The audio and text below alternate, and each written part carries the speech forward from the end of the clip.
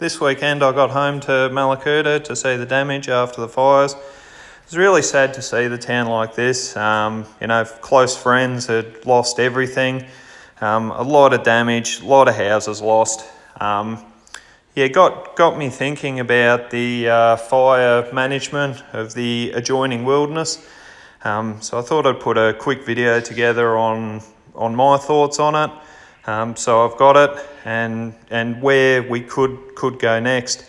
So have a quick look. Again, just my opinion. There'll be others. Thank you. So on the 29th, a fire started roughly in this area here, most probably by a lightning strike. I'm sure that's getting thoroughly investigated. There were storms in the area, so my tip is the lightning strike. Initially it burnt in a southwesterly direction, almost straight towards Point Hicks, which is here, creating a fire front running roughly there, quite a large fire front. Somehow, between it starting and the next morning, the authorities were able to evacuate Wing and Inlet. I'm still not 100% sure how they managed to do that, because the West Wingen Road, which runs here, was impacted by fire fairly early on. The East Wingen Road, which when I was a kid was opened, has fallen into complete disrepair. To be perfectly honest, last time I looked at it, you wouldn't have even walked along it. It's got that bad. It would have been a really handy escape route because it takes people away from the fire, if it had been available. And that's sort of where I'm going with this is why are more and more tracks in this area getting gated off, left to bush over, and then eventually just deleted off the maps. It's really not good enough. So on the 29th, it created a fire front running roughly there. On the 30th, there was a wind change at about 8 AM. Pushed the fire in an easterly direction. It got to the Wingen River by 5 o'clock that night. And unfortunately, by 8 o'clock the next morning was impacting Mallacoota on the 31st. We know what happened there, which is really quite tragic. So what I want to put on this video is why is this part, and not just this part of the bush, but why is a lot of Victoria being managed the same way, and that's just gated off, let the tracks fall into disrepair, and then they close them under the guise of they're dangerous. So this isn't a crack at all of the summer crew. Those men and women do a fantastic job, as do the CFA. They really do an amazing job, but they're getting badly let down by their management, who I believe they're not bush users. They sort of just happen to get into these jobs straight out of university, and I don't think they use the remote bush at all. Some of the discussions I've had with them, they come across as if they do, but you can hear they're really just being taught by rote that this is what we do. So when I was a kid, there were fire tracks that followed this old wilderness coast walk. Used to be called the Old Coast Road, and that used to link down to the Benidorm, and then you could actually cross the Benidorm, and it came through to Red River and up the Rocky Ridge. So this Rocky Ridge track is gated off and falling into disrepair. They've even gone to the extent of deleting off the map the Old Coast Road here. That was shut.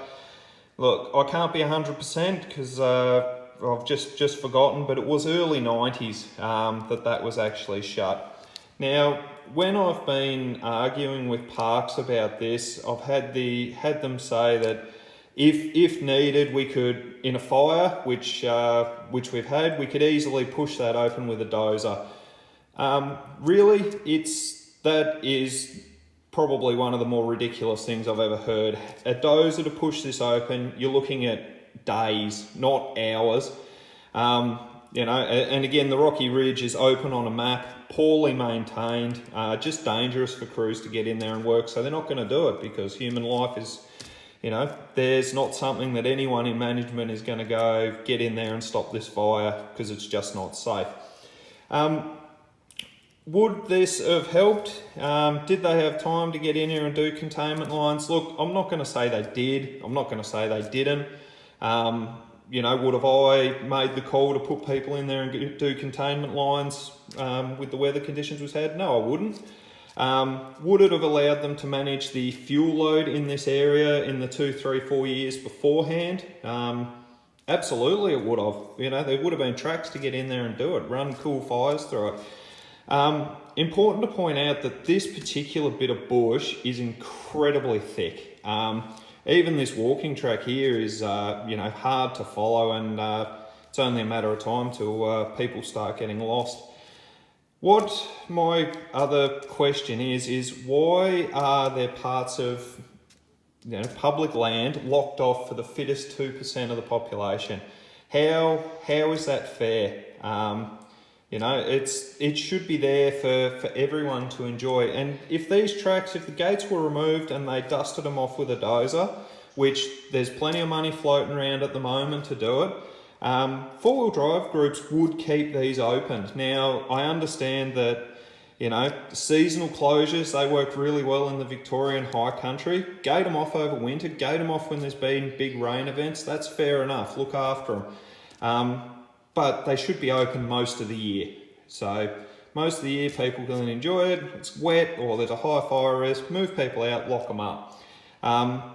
These were fantastic little campgrounds when I was growing up. So I would really like to see that opened again. Now, I have been told by parks that this wasn't used at all during European settlement. Look, that's rubbish in my opinion. There was professional fishermen fished the Benidorm, the Red River, the Wingen, not extensively, but they did do it. This was all grazed by cattle, which I'm not saying is a good thing. We probably don't need to go back to that, but it was grazed by cattle as late as the 70s, possibly the 80s.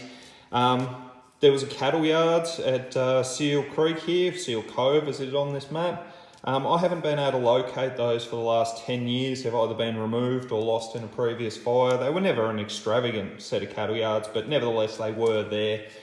So Europeans did use this. It has been impacted. They're just, trying to rewrite history, which I suppose I shouldn't be that surprised with how they work. So again, with opening this up, open up, let people in there to use it. People then learn to live with nature, not just exist within it, which seems to be happening more and more with people I'm talking to, unfortunately. And I don't see why this can't be done. I have also been given the reason that the road's impassable where it crosses Seal Creek. Well, it was always passable when I remember going down there as a kid. I don't know why that's changed, but roads can be realigned very, very easily. So why not have it happen? Important to note why I'm making this video, there's still fires that are listed as contained in this area here. They keep flaring up every warm day and wind, because if you actually look here, this is gated off, and I haven't been there for about 10 years, but I dare say it's impassable. And you look anywhere else, there's just no access in there. It's very thick, very remote. Rappel crews are not going to work in there. It's just not safe for them to do so. Water bomb it, yeah, it's going to sort of quell it, but it'll never put it out.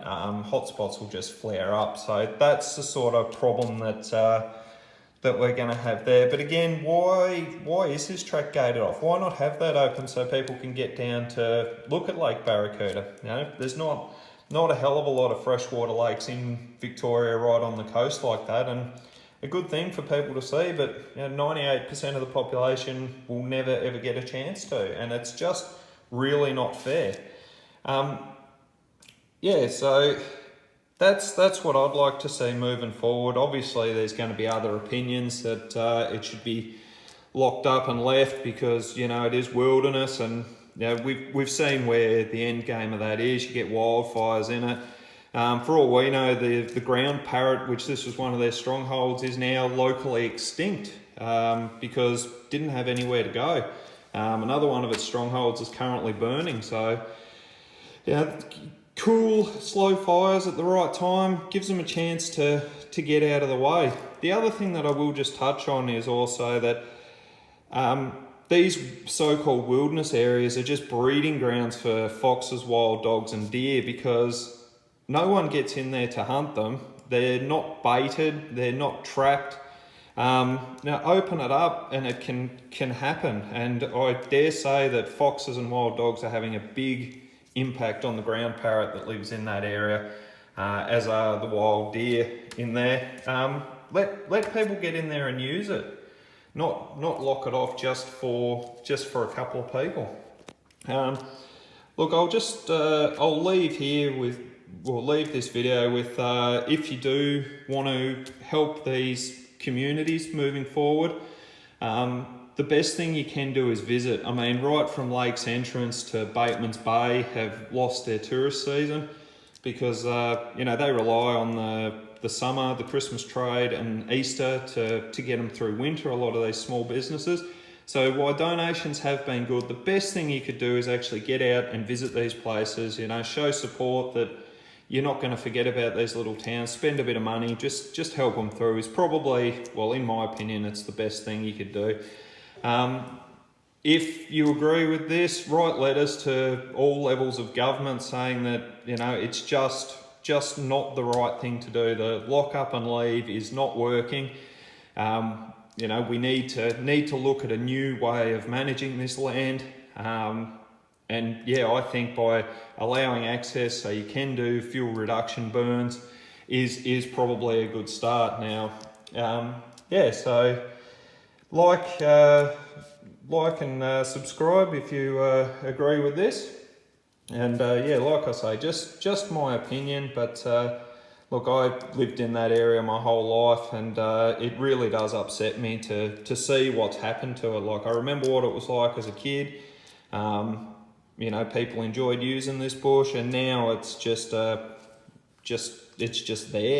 You can only see about 6 foot in it. You definitely can't walk through it, and I think it needs to change. Thanks for watching.